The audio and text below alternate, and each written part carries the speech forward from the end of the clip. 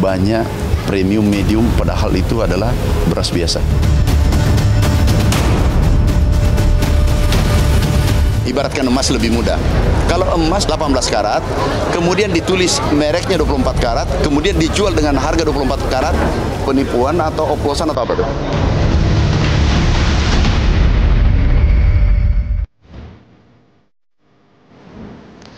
Pemirsa, beras yang merupakan makanan pokok di negeri ini rupanya menjadi ajang tipu-tipu para mafia beras untuk melampiaskan keserakahan meraup keuntungan berlipat-lipat.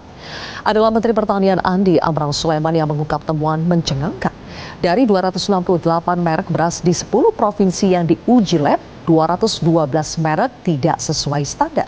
Artinya, kecurangan dilakukan secara masif dan berjamaah. Lebih parah lagi, 212 merek tersebut dipasarkan oleh perusahaan-perusahaan besar dan terkenal. Mereka tega menipu konsumen dengan mengoplos beras premium dengan beras biasa, bahkan menyulap beras curah menjadi beras premium. Total kerugian konsumen ditaksir mencapai hampir 100 triliun rupiah per tahunnya. Dan jika praktik culas ini sudah terjadi selama 10 tahun lamanya, maka kerugian masyarakat bisa tembus 1.000 triliun. Pertanyaannya, mengapa aksi tipu-tipu beras oplosan ini bisa lolos dari pengawasan? Apa akar masalah yang membuat praktik mafia beras sulit diberantas? Inilah kontroversi selengkapnya, Cemas Beras Oplosan. Bersama saya, Zilvia Iskandar.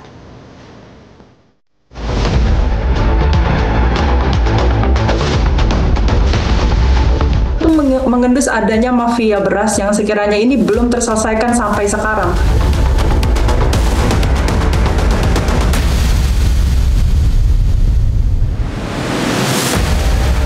Kalau ada mafia, ada koruptor, kita berantas. Harus ditindaklah gitu, supaya ada efek jerak gitu. Kami yakin ini akan ditindak tegas. Kenapa?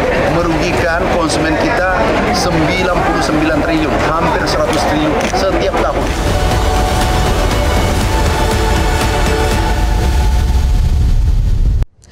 Untuk membahasnya sudah hadir ada 3 narasumber di studio Metro TV. Saya perkenalkan, dari sisi sebelah kiri saya adalah anggota Komisi 4 DPR RI, fraksi PDI Perjuangan, Profesor Rohmin Dahuri atau Prof Min. Selamat malam, Prof Min. Selamat malam. Terima kasih sudah hadir. Berikutnya juga ada Ketua Yayasan Lembaga Konsumen Indonesia atau YLKI, ada Mbak Niti Emiliana. Mbak Niti, selamat malam. Terima kasih sudah hadir ya. Dan kemudian di sebelah kanan saya adalah Ketua Umum Persatuan Pengusaha Penggilingan Padi dan Beras atau Perpadi, Profesor Sutarto Ali Moiso. Selamat malam, Prof Sutarto. Selamat malam, terima kasih Mbak ya, Prof, Silvia. sudah hadir di kontroversi. Dan pemirsa, kami masih menunggu kedatangan dari Kepala Badan Pangan Nasional atau Bapanas, Bapak Arief Prasetyo Adi, yang mudah-mudahan bisa segera bergabung bersama kita di sini. Dan sebelum kami putarkan wawancara kami bersama dengan Menteri Pertanian, saya harus tanya dulu ke Prof Min, karena pertanyaan Prof Min kepada Mentan kemarin itu viral di mana-mana, Prof Min. Gitu ya? Tudingan pencitraan. Karena menurut Prof Min, pengungkapan ini di satu sisi ada efek positifnya tapi juga membuat kegaduhan. Dan kemudian muncul pertanyaan soal pencitraan. Kenapa Prof Min bertanya seperti itu? Pertama, kami di Komisi 4, khususnya fraksi PDI Perjuangan sangat solid, bahwa kami tandem dengan pemerintah, benar-benar menganggap swasembada pangan atau kedaulatan pangan itu hidup matinya sebuah bangsa. Persis pidato Bung Karno ketika meletakkan batu pertama pembangunan Fakultas Pertanian di PB tahun 57. Oleh karena itu, setiap ada oknum atau faktor yang akan menggagalkan tercapainya swadaya pangan, kami benar-benar solid untuk menghabisi, ya, menupas tuntas faktor-faktor ini. Nah, oleh karena itu kami Komisi 4 mengapresiasi gerak sebetulnya cepat, mengapresiasi gerak cepat dari Bapak Menteri Pertanian, ya. Walaupun di sana sini pada telepon saya juga, Prof Rohmin, bukannya pemerintah tuh ada tupoksinya, bahwa itu kan tupoksi hilir, tupoksi Menteri Perdagangan, kemana aja tuh Menteri Perdagangan gitu. Itu tugasnya Menteri Perdagangan. Harusnya. Tuh, ngecek, ya. Dan Bapanas, tugasnya Bapanas juga kan? Bapanas juga gitu. Apapun itu kami tetap mengapresiasi Menteri Pertanian karena gerak cepat dan sikap heroiknya itu. Cuman kalau kita cerdas dan ikhlas membangun bangsa ini, bukankah peristiwa penyelewengan oplosan beras ini udah terjadi puluhan tahun dan terulang repeated. Jadi kami himbau, kami ajak semangat Pak Menteri kemarin bahwa mari kita duduk bersama untuk mengudari root cause-nya apa sih, akar masalahnya apa sih, kenapa ini selalu repeated gitu. Maka dari itu kami Komisi 4 menyarankan kepada pemerintah termasuk Kementerian Pertanian 2 jurus sekaligus. Pertama adalah jurus represif ya, jadi kita tindak tegas secara adil-adilnya ya. Penegakan hukum. Penegakan hukum. Tapi kendati demikian kita harus hati-hati Zilvia karena problem bangsa ini adalah rendahnya pertumbuhan ekonomi. Pak Prabowo mentargetkan 8% itu benar. Menurut Goldman Sachs bahwa potensi pertumbuhan ekonomi kita itu 10%. Di 10 tahun terakhir kemarin kita hanya mencapai 5%. Kita berharap pemerintahan sekarang bisa 5 atau 6% tahun ini. Dan apakah pengungkapan ini akan berdampak pada pertumbuhan ekonomi itu? Karena kekhawatiran investor tuh, wah investasi di Indonesia itu salah sedikit langsung dicap hitam gitu kan. Jadi orang yang punya modal dan punya teknologi kami khawatirkan begitu ya. Susah untuk investasi di kita dan itu terbukti dari pertumbuhan ekonomi yang sangat rendah. Padahal fakta di lapangan sekarang pengangguran, kemiskinan, gulung tikarnya Sritex gitu ya. Jadi itu yang kami himbau kepada pemerintah kalau mau benar-benar mendidik hukum gitu ya, apa namanya jangan lebay lah gitu. Jangan ada efek domino. Efek domino yang negatif. Yang benar-benar precise ya, kemudian ada efek jerak tanpa menimbulkan ketakutan orang yang punya. Apakah yang sekarang lebay, Prof? Iya, buktinya banyak masukan gitu ya bahwa apa namanya misalnya yang sekarang menjadi hot issue itu dari mana itu, Prof? Angka 99 triliun gitu. Itu juga yang kami tanyakan. Makanya kami Komisi 4 kemarin sangat firm untuk meminta kepada Bapak Menteri Pertanian untuk membuat secara tertulis breakdown ya atau perincian dari mana itu datangnya angka 99 triliun supaya tidak terjadi kecemasan, kegaduhan ya dan suasana uncertain ya di tengah masyarakat.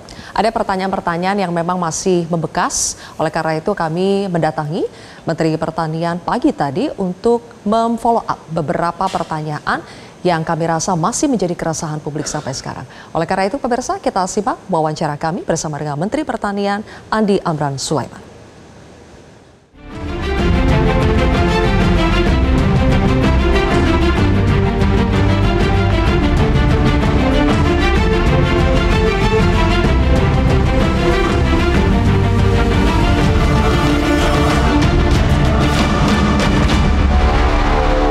Pemirsa, tim kontroversi Metro TV sudah bersama dengan Menteri Pertanian Republik Indonesia, Andi Amran Sulaiman. Pak Amran, terima kasih sudah menerima kontroversi. Sama-sama. Pagi-pagi sekali kami datang ke tempat Pak Amran jam 6 pagi. Sebenarnya terlambat. Kami bangun jam 3 tadi. Karena kami mau mencari beras ke sini, Pak. Beras apa ya? Tentunya bukan beras oplosan. Karena itu yang akan kita bahas. Ada. Penting sekali di Republik ini. Geger karena temuan beras oplosan. Pak Amran, tapi yang menarik, kami kemarin mengamati pernyataan Pak Amran di DPR. Pak Amran mengatakan ini inisiatif dari kami untuk melakukan uji sampel terhadap 268 merek beras. Kenapa itu menjadi inisiatif? Apakah sebetulnya itu bukan tugas utama Kementan yang kami tahu, Pak? Jadi gini, awalnya ya, awal mulanya adalah kami membaca data BPS. Karena pertanian tidak mengeluarkan data lagi. Data tunggal adalah BPS yang kita harus percaya. Harga di tingkat petani turun, penggilingan turun, harganya, harga beras, harga gabah. Tetapi konsumen naik. Berarti ada anomali kan? Kalau di petani turun, harusnya konsumen turun juga. Secara logika. Kemudian tiba-tiba ada salah seorang pengamat menyampaikan bahwa stok di Cipinang kurang. Kami periksa juga datanya. Ternyata di sana juga manipulasi data. Tiba-tiba satu hari itu keluar 11.000 dan tidak pernah terjadi selama 5 tahun. Yang keluar masuk itu 2.000-1.000. Satu hari keluar 11.000. Dari situlah awalnya kami mengecek seluruh Indonesia. Kami cek 10 provinsi lumbung padi, lumbung pangan kita khususnya padi, kami cek. Ada mungkin 1 bulan kami cek. itu ada 268 sampel, kemudian lab yang kami libatkan adalah 13. Itu 86% tidak sesuai dengan standar. Ada yang volumenya kurang, kemudian ada yang oplos, ada yang tidak oplos, tapi di atasnya oplos, yaitu dari beras curah langsung premium, dikemas premium. Beras curah langsung dikemas medium. Ini kan nggak benar, ini tidak boleh dibiarkan. Nah kemudian sekarang ini kan stok kita banyak, ada 4,2 juta ton. Kesempatan memperbaiki tata niaga pangan Indonesia sekian puluh tahun. Kesempatan memperbaiki. Kenapa? Stok kita banyak. Kalau stok kita sedikit, itu berbahaya. Itu bisa ada spekulan main, bisa beras menjadi langka. Tapi sekarang beras kita banyak. Dan masyarakat juga mengakui, pedagang juga mengakui, memang kami oplos. Jadi tidak ada alasan. Dan datanya kami sudah kirim ke Pak Kapolri. Itu sudah mereka, kirim ke Pak Jaksagung. Mereka mengakui terang-terangan ya Pak? Mengakui di lapangan. Itu pedagang yang... Kan ada di berita tuh. Itu di level mana yang akhirnya mengakui? Apakah yang sudah diperiksa oleh kepolisian itu yang mengakui? Di kepolisian juga yang kami terima, mereka mengakui. Dengan alasan apa Pak mereka berani mengakui? Cari keuntungan. Dan tidak ada bilang itu kelalaian, langsung saja mengakui begitu. Jadi kami minta, iya, bukan keuntungan. Dan ini menurut saya keserakahan. Dan ingat, beras itu adalah pangan strategis, vital kalau bermasalah. Ini kesempatan karena stok kita banyak. Ya, Bapak kemarin makanya bilang ya, kali ini berani tidak takut ada guncangan karena stok kita banyak. Iya, kalau stok kita kurang, spekulan masuk, ini bisa goncang ini pangan dan ekonomi kita. Oke. Tapi sekarang stok kita banyak. Makanya banyak yang bertanya Pak, kenapa baru sekarang? Selain tadi karena alasan itu, iya. apakah karena ada pembeda lain Pak? Dulu pernah kami lakukan, masih ingat ada salah satu PT yang besar, kami tutup. Ini kami sudah wise, kami beri peringatan, hei teman-teman, jangan permainkan konsumen, juga jangan permainkan nasib petani. Petani sudah alhamdulillah aman, atas arahan Bapak Presiden HPP dinaikkan. Oke, Pak Menteri, pernah sampai ada yang ditutup, tapi di tahun ini ditemukan lagi, bahkan temuannya parah sekali. Iya. Pertanyaannya kan kenapa sih Pak ini terus berulang? Kalau kita berbicara soal mafia beras, mafia pangan, ini persoalan klasik tapi yang tidak pernah tuntas. Begini, bukan persoalan. Kita ini harus sadar bahwa setiap detik pasti ada orang yang benar, ada orang yang salah, ingin berperilaku yang tidak baik. Jadi kita bangun sistem. Jadi tidak akan pernah hilang namanya kejahatan selama bumi ini masih ada. Nah kita pemerintah harus berani mengambil sikap, membereskan masalah-masalah seperti ini. Tidak mungkin tuntas sampai kiamat. Oke. Tidak mungkin. Masalah selalu ada. Kuncinya adalah keberanian dulu ya Pak? Harus. Bukan persoalan keberanian. Kami termasuk bukan berani. Orang yang baik adalah jangan membiarkan orang melakukan kejahatan. Kalau tidak biarkan, itu sama dengan beternak kejahatan. Jangan kita biarkan mereka berbuat salah. Selama ini ada pembiaran dan ada backing-backing Pak? Kalau ada berbuat salah, saya tidak bisa di Kementerian Pertanian saja selalu saya beritahu. Kalau ada berbuat salah, ya harus ditindak. Nggak bisa kompromi. Karena kita beri efek jerah. Dan itu pesannya juga Ibu Ketua Komisi 4 kemarin. Kami terima kasih. Ibu Puan juga menyampaikan hal yang sama. Kami terima kasih.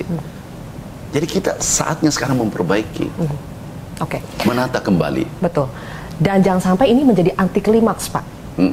Ya. Makanya kita menunggu tersangkanya, mafianya itu yang mana? Nanti dan ditindak pidana tidak benar-benar akan dihukum tidak? Itu nanti mungkin pertanyaannya bukan di saya, di penegak hukum. Ya pasti. Nah, kalau di pertanian, ini pertanian, kejadian pertanian selama kami ini sudah 10 bulan ya, kabinet ini ya. Baru 6 bulan di Kementerian Pertanian aku beri sanksi 11 tersangka, saya copot eselon 2, 3 demosi banyak, dan tersangka eselon 2, 1, sekarang DPO. Kalau di bawah kami, kewenangan kami pasti tindak. Nah, kalau persoalan beras ini, kami sudah serahkan tertulis ke penegak hukum. Kapolri, Kejaksaan Agung. Ya, dan sudah diperiksa. Satgas Pangan sudah periksa sejak tanggal 10. Ada 26 merek sudah diperiksa, ada 10 perusahaan. Tapi Bapak puas tidak dengan penegakan hukum terhadap para mafia beras atau mafia pangan yang selama ini dilakukan oleh penegak hukum kita, Pak? Adakah evaluasi dari Kementan, Pak? Saya kira Satgas sekarang bekerja dengan baik. Minyak goreng, tersangkanya kemarin pupuk palsu ada 3. Minyak goreng ada 20. Jadi kinerja kepolisian cukup bagus. Kita menunggu ya yang kali ini, Pak. Karena kan Bapak bilang mereka sudah pada ngaku sebetulnya. Iya. Ngaku berarti udah gampang nih kalau penjahatnya sudah ngaku. Yang tanya ngaku itu dari media. Dia mengaku, beberapa media aku baca kemarin, mengaku, dan juga tim Satgas yang turun juga mendapatkan data yang sama. Mereka adalah produsen-produsen besar, Pak? Produsen-produsen utama? Kalau kami kami tidak melihat besar, kecil, sedang. Tapi yang kami lihat adalah konsumen.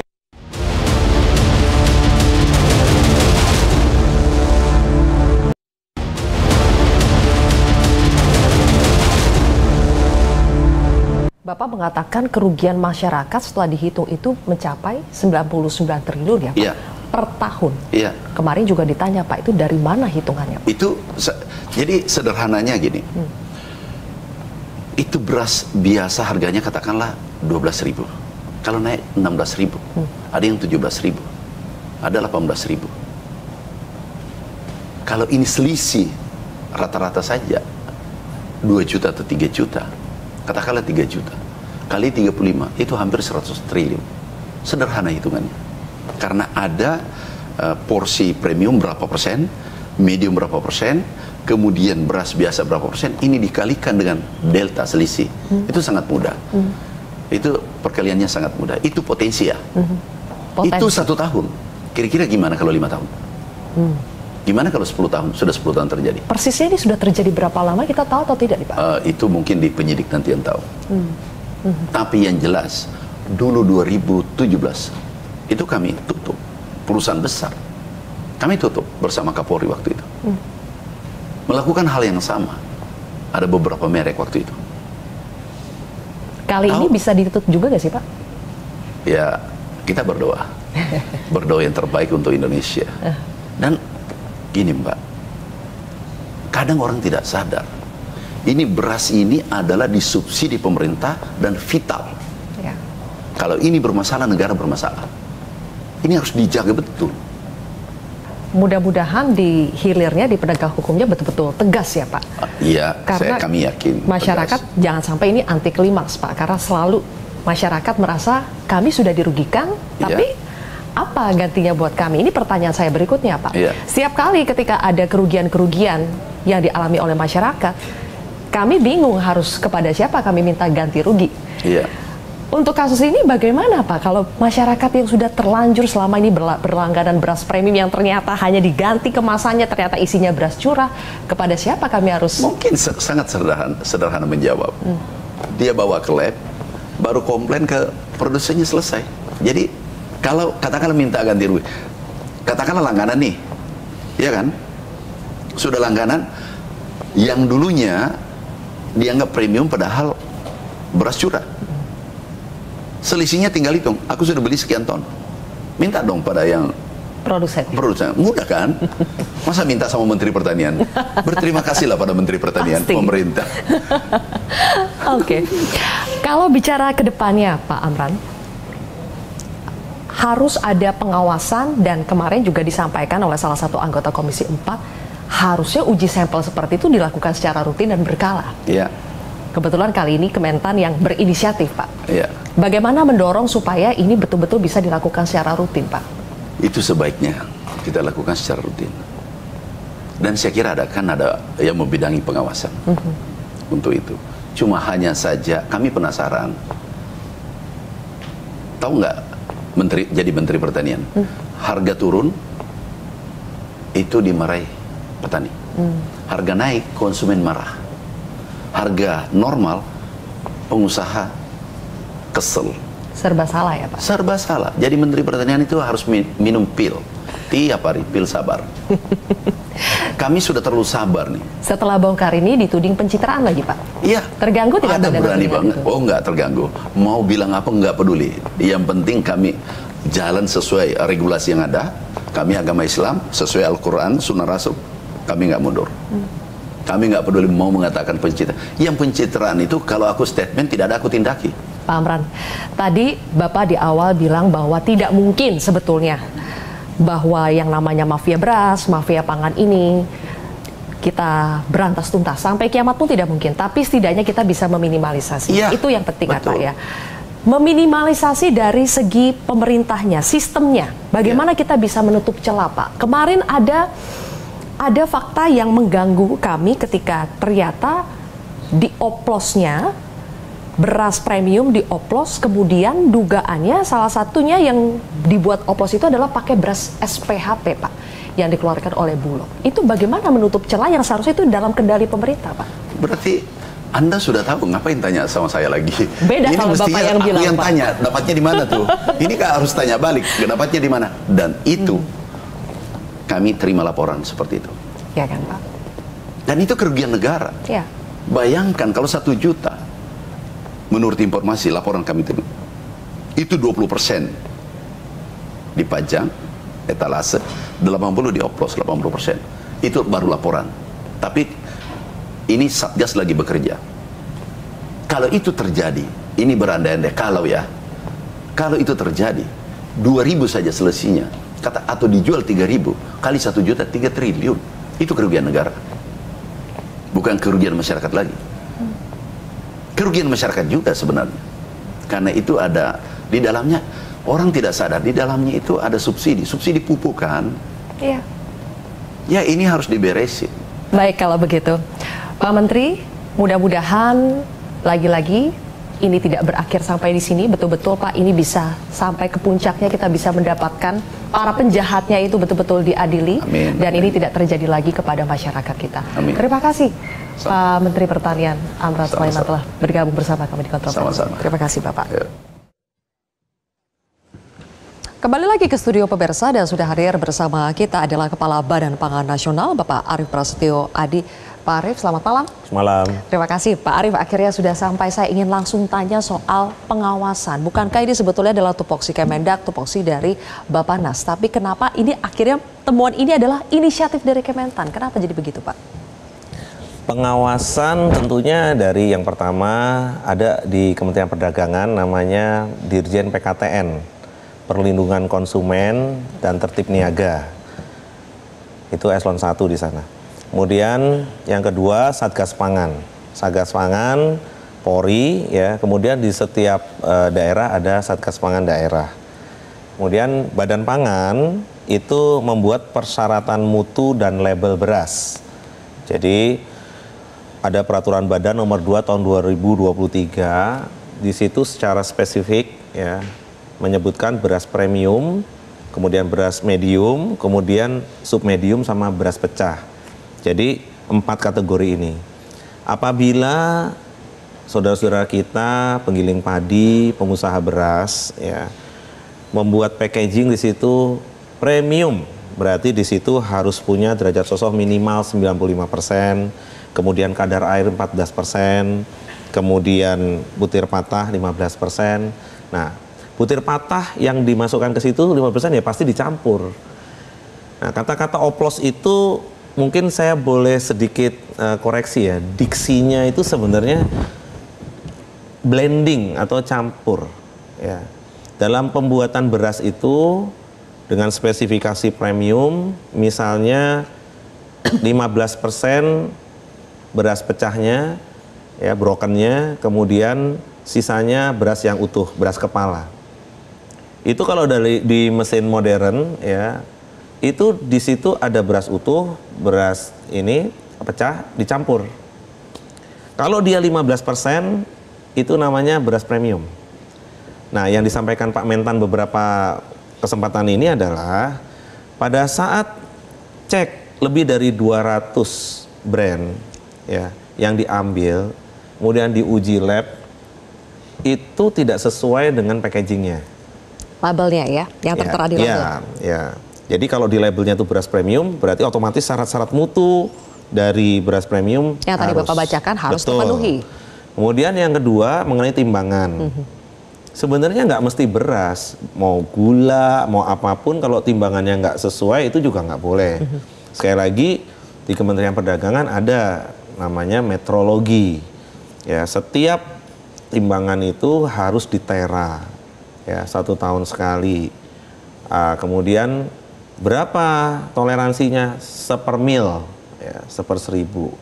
Jadi tinggal menunjukkan saja timbangan kami telah ditera, kemudian uji lab. Jadi setiap perusahaan besar ini pasti punya QC, pasti punya QA, ya, quality assurance, quality control, yang memang dia harus menjaga brandnya. Itu biasanya kalau perusahaan-perusahaan akan demikian.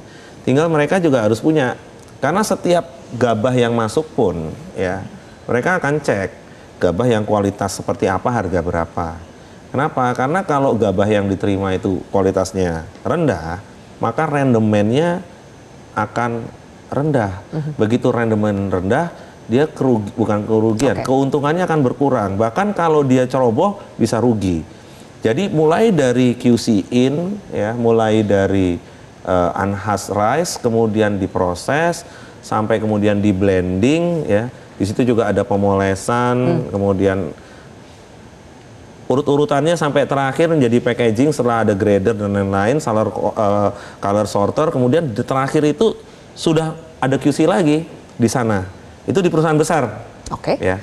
Tetapi ya, bukan berarti kalau kita lihat di lapangan misalnya itu 100% sudah benar gitu ya. Sehingga perlu uji sampling lagi secara berkala. Ya, tentunya demikian. Karena tetap ini harus dikalibrasi. Ya. Tapi Pak, untuk mempertegas kepada masyarakat ya, jadi sebetulnya temuan Kementan ini diamini tidak oleh Bappenas? Apakah ini adalah temuan yang betul-betul bisa diverifikasi, itu adalah temuan yang benar, memang betul ada oplosan yang sifatnya negatif ya, yang seharusnya kemudian ada yang tidak sesuai standar, yang tidak oplosan sesuai label. Negatif itu, Mbak, itu apabila beras SPHP, stabilisasi pasokan dan harga pangan, yang diberikan oleh Bulog packaging 5 kilo, kemudian dibongkar, kemudian diblend dengan beras lain, itu nggak boleh. Dan itu ada, memang fakta terjadi ya? Ada, nanti mungkin Pak Tarto juga bisa jelaskan gitu ya. Ya kalau itu kan oknum ya. Berarti temuan mana yang disampaikan oleh Kementan yang Bappenas tidak sepakat? Seperti itu temuannya. Kalau boleh dijawab SPHP, nanti Pak Arief, ya, nanti kita sambung lagi ya. Saya juga ingin berpendapat dari Pak Sutarto, tapi kita harus jeda terlebih dahulu pemirsa. Kontroversi akan kembali sesaat lagi.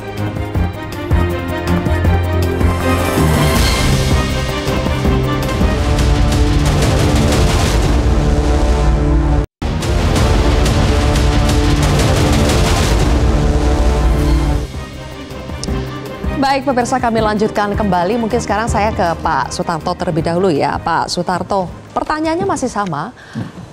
Dari Perpadi, Ketua Umum Persatuan Pengusaha Penggilingan Padi dan Beras, tentunya ini juga menjadi salah satu yang akhirnya dicurigai karena 268, 212 diantaranya katanya melanggar aturan. Perpadi melihat ini sebagai sebuah fakta, atau sebetulnya fakta yang disampaikan oleh Pak Kementan juga masih perlu dipertanyakan, masih tanda tanya besar buat Perpadi? Ya, jadi begini, di Indonesia itu kan ada 169.000 lebih penggilingan padi. Kemudian dari 169.000 itu ada 161.000-nya adalah kecil-kecil penggilingan padi. Nah, dengan kasus ini tentunya ini pengaruhnya luar biasa. Artinya mungkin yang berbuat tidak banyak, tetapi yang berbuat ini membuat semua seolah-olah penggilingan padi ini nakal semua. Nah ini yang harus kita klarifikasi betul, dan Pak Menteri pernah bicara juga dengan saya mengatakan bahwa ini nampaknya bukan yang kecil-kecil, justru yang besar-besar. Produsen besar. Oke, artinya apa? Apa yang diketemukan oleh Pak Menteri ini menjadi sesuatu yang menurut kami juga tentunya ada positifnya kan, pasti. Apalagi tadi dijelaskan juga oleh Profesor Rohmin dan juga ditambah oleh Pak Arief. Jadi apapun penegasan, artinya pengawasan kemudian tindakan untuk meluruskan ini, itu dampaknya bukan hanya kepada konsumen, terhadap penggilingan kecil pun juga akan positif. Kenapa positifnya? Antara lain misalnya, kenapa sekarang tuh siapa sih kok bisa membeli harga gabah di atas 7.000 tapi dia bisa memproduksi seolah-olah itu beras premium.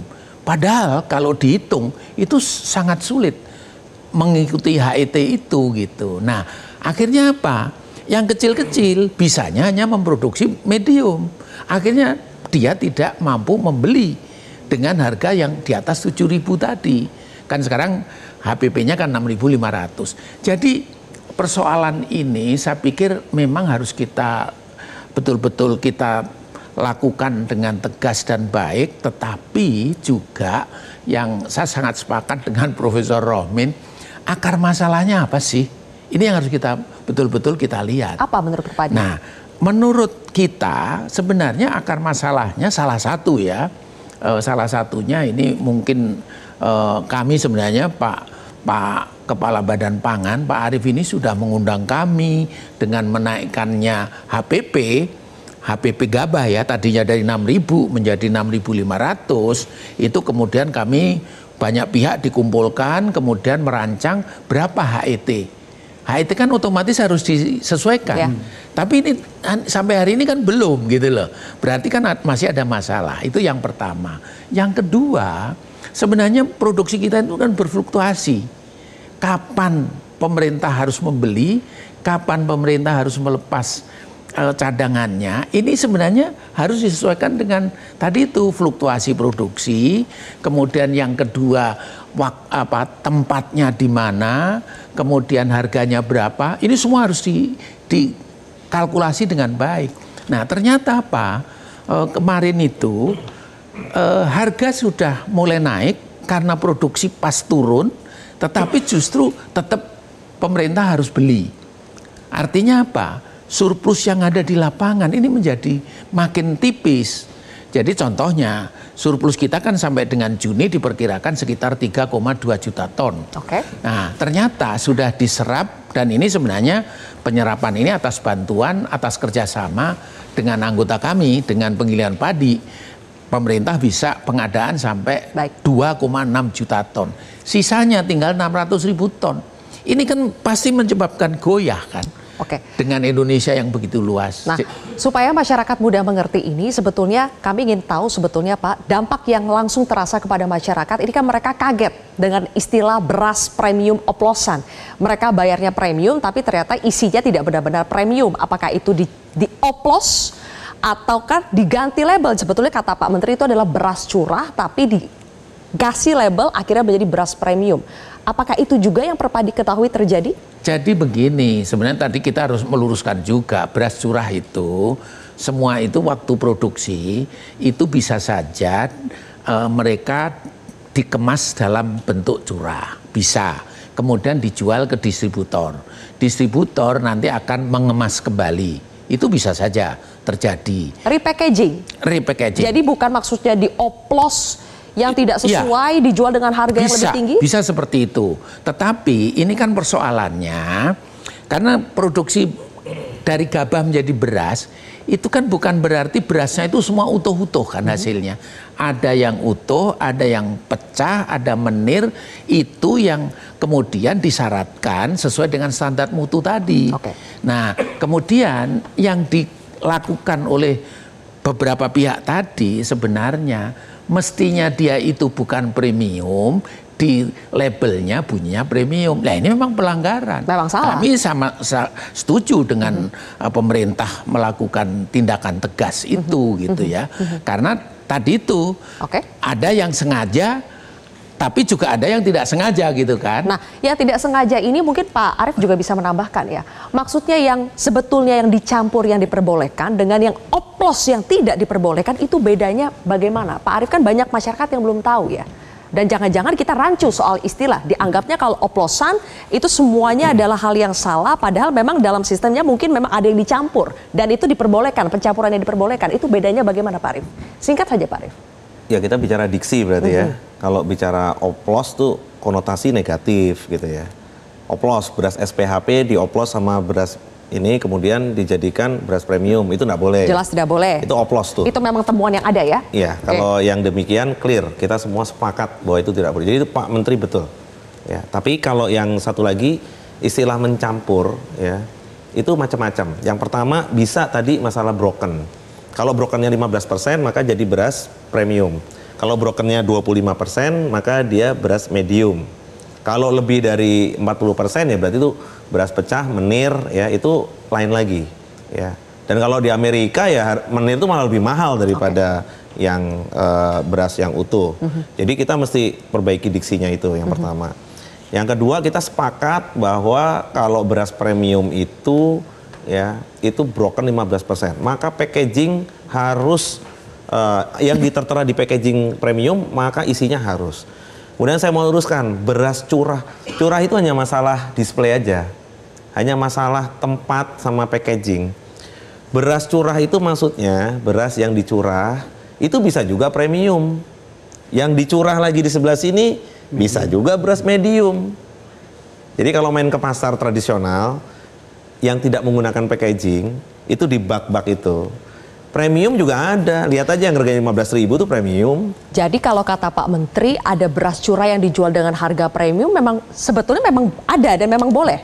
Loh kalau dia premium kan cuma beda yang satu dikemas, yang satunya dilus.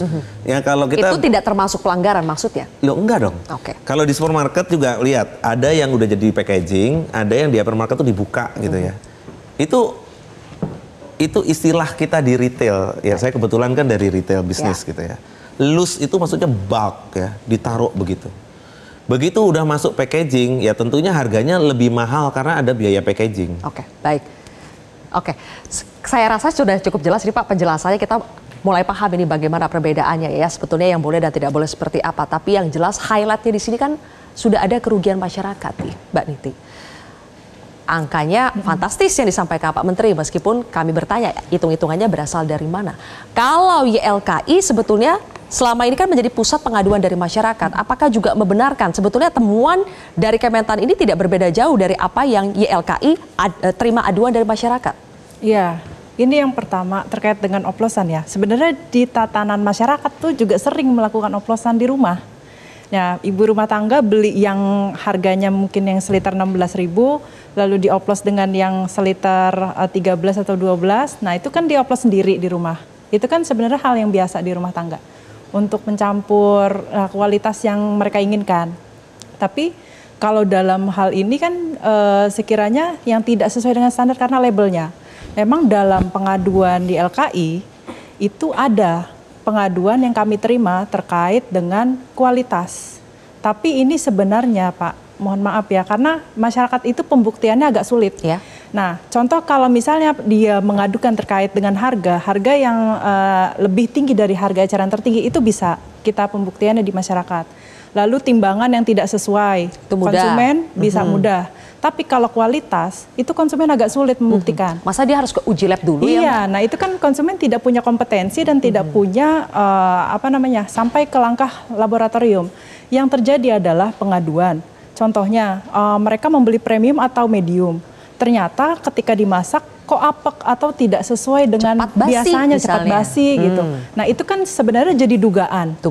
Jadi dugaan, dan pembuktiannya itu pun YLKI juga agak bingung nih. Karena kan pembuktiannya itu harus dengan uji lab.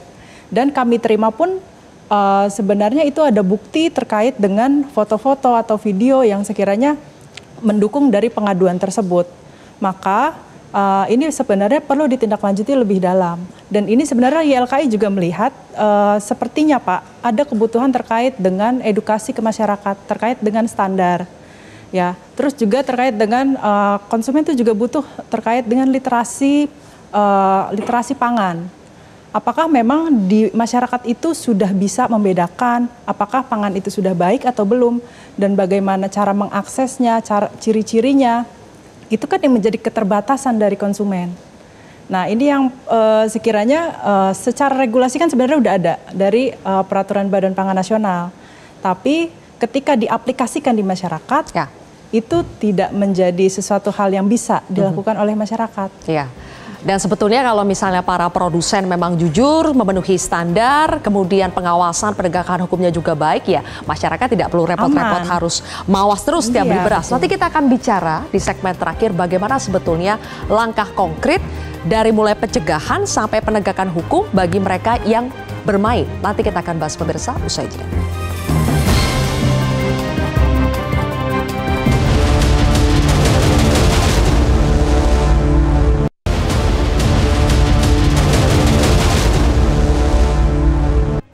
Prof Min, tadi saya juga tanya kepada Pak Menteri, supaya ini tidak menjadi anti klimaks, cuma anget-anget pada saat ini mau heboh saja kemudian berlalu begitu saja, apa yang harus dilakukan oleh pemerintah dan juga penegak hukum? Katanya kan sudah 26 yang diperiksa dan pada ngaku katanya itu, Pak. Jadi supaya tuntas harus dual track approach sekaligus. Jadi track pertama adalah penegakan hukum yang setegas-tegasnya, seadil-adilnya dan seberat-beratnya, dan di situ pemerintah harus akurat. Ini berbicara mengenai 99 triliun kan tadi diungkapkan Pak Menteri itu, bahwa ada selisih harga 3.000 dikalikan dengan total konsumsi beras di Indonesia itu 33 juta itu ketemu 9 bulan. Tetapi kan harusnya pemerintah lebih detail. Sesungguhnya berapa sih yang istilah sekarang dioplos atau diselewengkan? Jangan-jangan hanya 1 juta ton begitu ya. Kalau 1 juta ton kali 3.000 kan ketemunya hanya berapa tuh? 3 triliun gitu. Jadi big difference antara 100 triliun per year dengan 3 triliun. Itu yang kita tidak inginkan suasana kegaduhan semacam ini. Sehingga perusahaan-perusahaan company yang jujur yang baik menjadi tergoncang kan. Karena seolah-olah dijajah bahwa semua perusahaan penggilingan dan segala macam itu berbuat curang. Jadi di situ kita minta akurat. Yang kedua, karena ini udah puluhan tahun terulang, kami menduga di Komisi 4 mesti ada something wrong atau ada root causes atau akar masalah yang belum dituntaskan. Itu yang kita inginkan dibedah gitu. Sehingga kalau kita tahu ibarat dokter kan, kalau diagnosisnya itu komprehensif dan tepat, insya Allah terapinya itu pasti tepat. Jadi kami Komisi 4, seperti saya katakan berulang-ulang, mendukung penuh pemerintah untuk mewujudkan swasembada pangan dengan 3 kriteria. Produksi lebih besar daripada konsumsi, yang kedua adalah kesejahteraan petani ya, dan juga pelaku pangan lainnya termasuk konsumen dan distributor gitu. Dan yang ketiga tentunya aspek sustainability.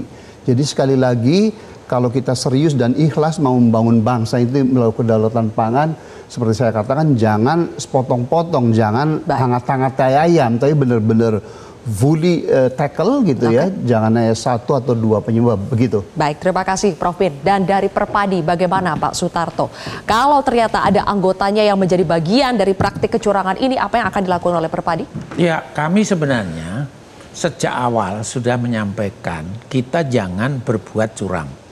Karena kecurangan ini akan merugikan bukan hanya rugi masyarakat atau konsumen, termasuk anggota Perpadi yang lain kena abunya, ibaratnya kan begitu. Maka dari itu kami dengan tegas lebih baik mereka tidak usah ikut Perpadi gitu kan. Silahkan pemerintah melakukan tindakan tegas seperti yang disampaikan oleh Pak Rohmin tadi. Nah kemudian tentunya saat ini kita kan sangat sepakat dengan Pak Menteri, ayo kita perbaiki secara holistik, hulu hilir.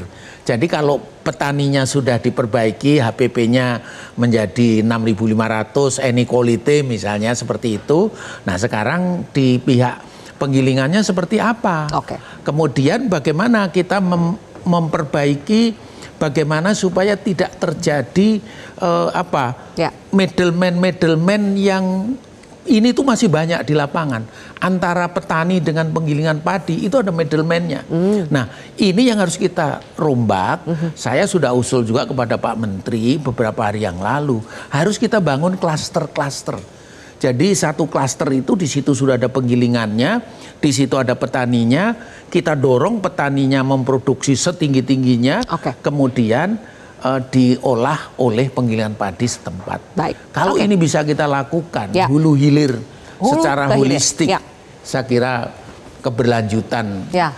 swasembada ini akan tercapai. Pengawasan bagaimana Pak Arief? Kalau sudah begini kan akhirnya lempar-lemparan, siapa yang sebetulnya paling bertanggung jawab untuk melakukan pengawasan? Jadi kalau fact findingnya seperti hari ini, ya kemudian memang harus dilakukan penegakan hukum, tegakkan. Ya, jangan ragu-ragu ya. Karena kalau misalnya ragu-ragu, buat apa ada aturan? Yang kedua, ada namanya corrective action. Ya. Corrective action dari semua stakeholders peberasan. Mulai dari Badan Pangan yang membuat regulasi, Kementerian Teknis untuk produksi, Kementerian Pertanian, kemudian ada Kementerian Perdagangan, ya termasuk PKTN, kemudian ada Satgas Pangan, kemudian teman-teman penggiling padi, ya. Jadi ini corrective action buat kita semua, ya. Yang saya lihat itu sekarang yang Pak Tarto sampaikan, kita perlu bangun namanya rice estate. Rice estate itu terintegrasi, ya, mulai dari production, penyiapan lahan, production, kemudian milling plan-nya sampai terakhir bisa di offtake, ya. Itu mesti integrated. Ya. Nah, kalau seperti itu, kita nanti bisa bilang satu varietas tertentu ya akan murni dengan harga tertentu ya, kemudian masuk. Sama satu lagi saya mau pesan, Mbak. Sikat, Pak. Yang paling penting. Dengan harga HET 14.900, saya harapkan semua penggiling padi ya sudah mengkalkulasi berapa maksimum membeli gabah.